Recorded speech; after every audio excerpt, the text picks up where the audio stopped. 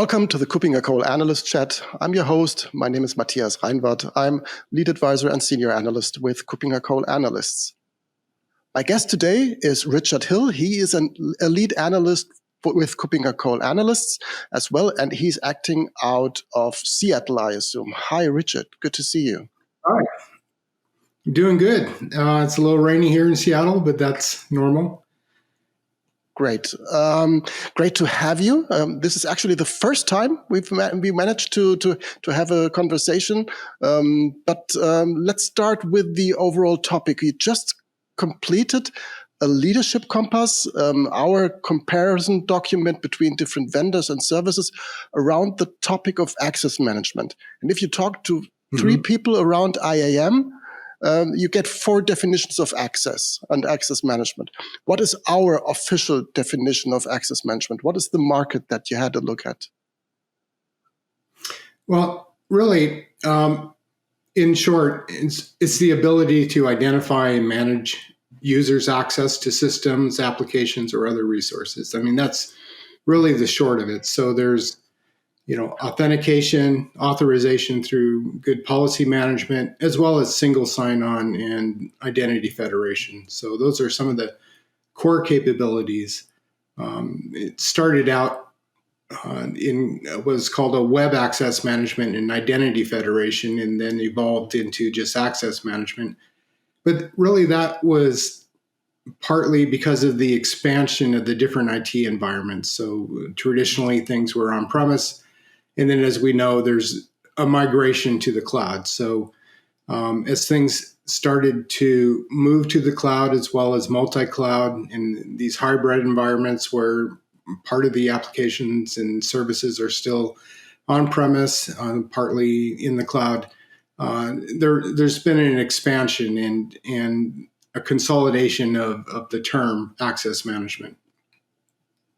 Right. When you say hybrid and cloud and on-premise, did you look at the full scope of potential implementations between on-premises and in the cloud? Yes. In the past, KuppingerCole had a leadership compass that focused on on-premise solutions for access management and identity federation, and then we had the IDaaS. And recently, over the last 2 years, we consolidated that to include both on-premise and in the cloud. Right. As an advisor, I'm working with our end user customer organizations, and we usually see quite a difference between the offerings for consumer-based identity and access management and employee-focused identity and access management. Is this also reflected within your market segment, or is this all in one bag? Well, that's actually an interesting question. So consumer identity and access management, or CIAM, that has a market of its own. So, but access management, between employees and customers, well, traditionally there was that distinct line between them, but organizations also need to interact with customers too. And what I've noticed in the last 2 leadership compasses, and more particularly this one, the access management leadership compass, is that half of the vendors that I evaluated were capable of consumer identity access management as well. So there seems to be, I would say, some crossover between the workforce and consumer side. So I'd be interested to see how this plays out over the years. Right. And you already mentioned that this is an update of this leadership compass. We had different formats, different versions of that before. When somebody's interested in what is happening in 2022, what did you find out about the market? What has changed in the meantime? What are the striking events that you consider to be worthwhile looking at and talking about? Well, I mean, that's interesting. So at the beginning, I talked a little bit about the core capabilities of access management. In this leadership compass, it's slightly higher number of vendors, and about 20% of those vendors we hadn't seen in the last leadership compass. So there's 20% of new vendors that haven't been evaluated. So we have that to look forward to, as well as the more traditional access management capabilities, as well as more focus on access intelligence. So that has been increasing year by year.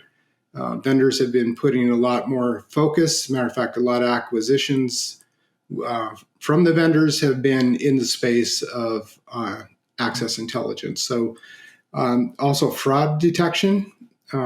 This is often considered a separate market, and it still is.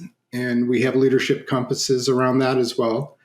But I've also started seeing more fraud detection type of capabilities being built into these access management solutions.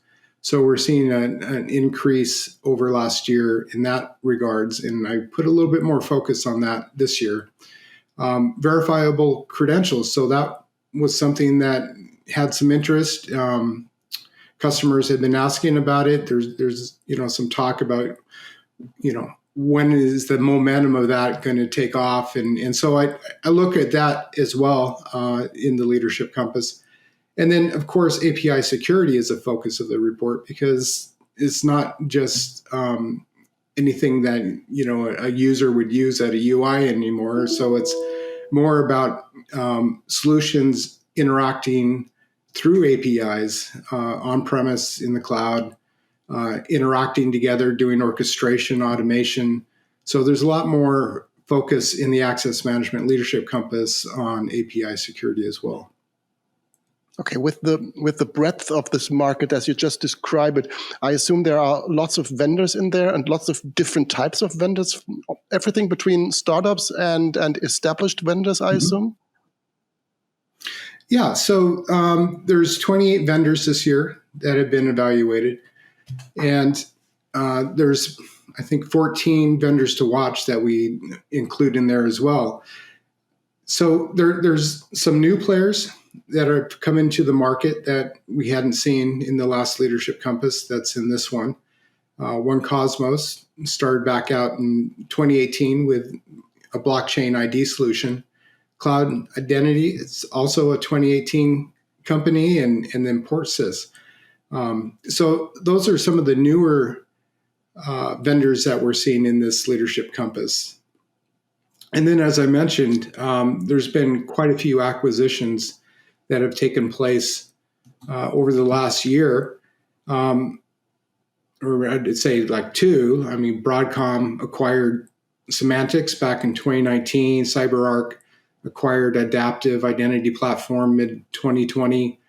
Elix was acquired by Entium last year, and OneLogin acquired by One Identity, and a Ping had several acquisitions. Symphonic Software for the policy-driven authorization.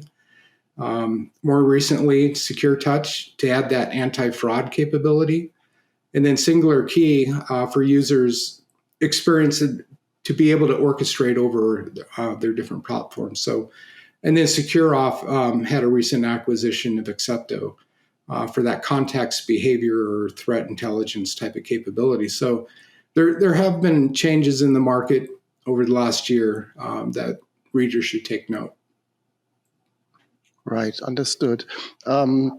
We provide this leadership compass not to have the reader decide, okay, I take the product that is in the right upper corner, and this should be the perfect one for me, but as a tool for understanding their own requirements and mapping your assessment to what they did. So it's really something that needs more work with it.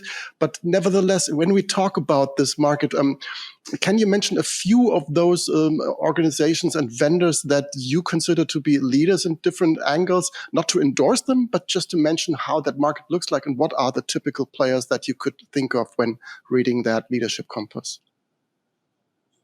Yeah, well, not name specific, but I would put emphasis on how I would look at the spectrum of vendors that we evaluate in this leadership compass. Is that there are large enterprises that have multiple systems that they need to consider, and so there some of these more well-established vendors that have been in the market for quite a while. They may have existing products already, and they may be upgrading, and so there's a lot more consideration in larger enterprises where they have to integrate with systems, and they have systems of systems. So though that's in my mind one category. So when you're looking at the leadership compass, you need to also consider, what does your organization need as far as, what is your environment? Is it systems, large legacy applications that you need to integrate with, et cetera? And then there's kind of like this mid-market area of vendors. And these are typically companies that maybe have some IT staff available in their organization, but not a lot, and they may also need to consider an MSP to help out if they don't have the skill set involved. And then there's the smaller or SMB type of organizations that are looking for more of an all-in-one type of access management solution that doesn't just include authentication and authorization and SSO, but also includes things like IGA, identity governance type of capabilities. And some of these products have that, with the understanding that these smaller companies aren't going to buy discrete products and have a large system-to-system type of environment, and they need to have something that's a little easier to manage for them at that point in time.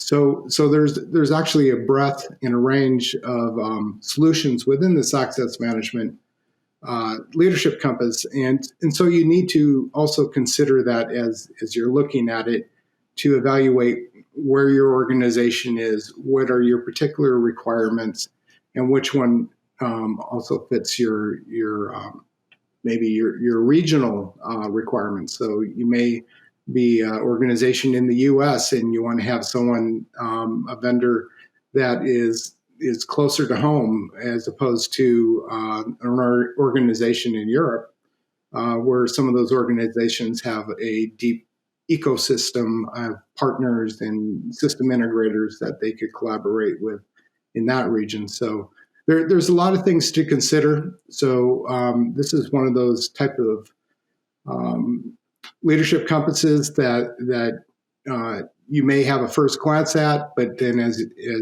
you really try to determine which one is closer to what your organization needs are, you dig into it a little bit deeper.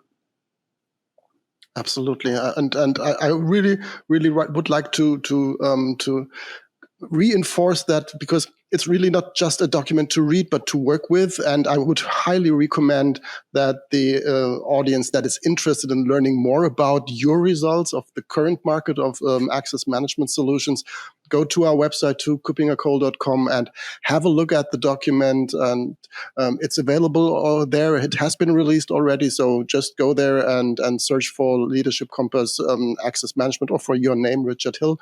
That should help you in finding the document very quickly. Thank you very much, Richard, for joining me today. Any final thoughts that you would like to add? Something striking that came across you when you did the research? Any new changes, new trends? You've mentioned a few already, but maybe there is something more that you would like to highlight? Yeah. So, I mean, one of the things that is kind of exciting that I've noticed is that finally Passwordless is starting to gain some momentum.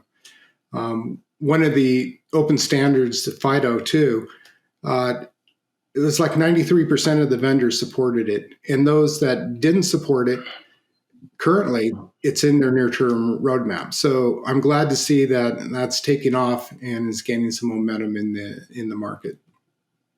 Yeah, that sounds great. And it's really making authentication simpler for all of us. So that's really an important thing to look at, and even more secure and more convenient. So this combination is not that often achieved. So that is something where FIDO2 really is important. So thanks again, Richard, for joining me today. I'm looking forward to having a new episode with you very soon. Thank you very much. Thank you. Bye. Bye-bye.